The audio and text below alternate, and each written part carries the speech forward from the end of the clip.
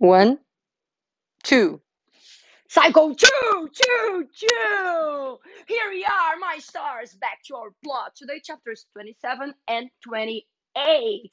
Well. Here we have our character Jen Harper regretting because she had refused to talk to Claiborne about her feelings for him. Okay. And she lost both Claiborne and the kitten. Okay. And it's a foggy, cold evening, and she's alone. And she starts considering how bad it is to be alone, but how good it is to be herself and not Connie. And we learn that Connie is now a porn star. There are details in the book, but I don't think they are really relevant for our discussion. So, oops, let's skip it. Okay.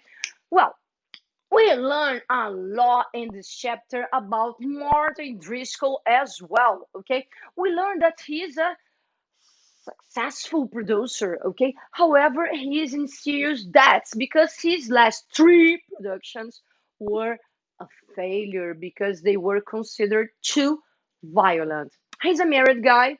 He is married to Deborah, and Deborah loves his bank accounts.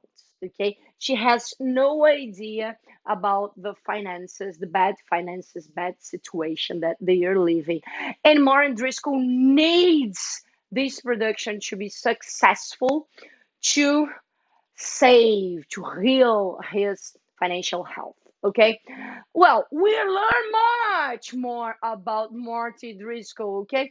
We learned that Marty Driscoll read the insurance for the film, the motion picture, and that he knows that in case of accidents, either with the sets or with main actors involved, everybody would be paid full.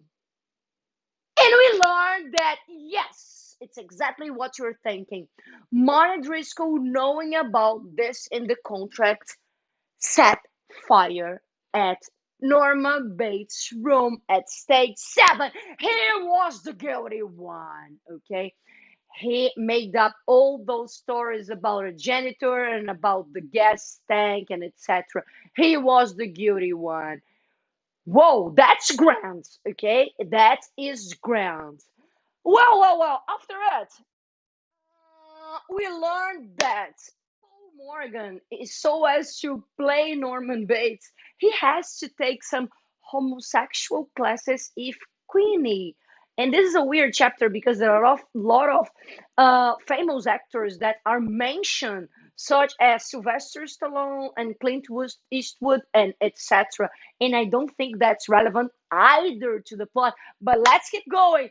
I trust you, Robert Bloch.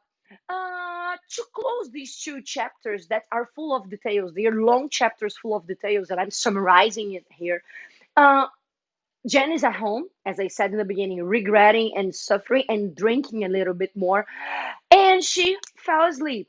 When she fell asleep, she listens to some noise of people not knocking but slamming the door and shouting, "Open the door! Open the door!" It's Connie back from the recording of her film. And she goes downstairs and opens the door for Connie, okay? And Connie enters like, "Thank God you're here." And Jen asks, "Where's your key?" She says, It's in my purse, but I didn't have time to get it because there was a man behind the bushes looking at me suspiciously." And Jen, because she's brave, became courageous.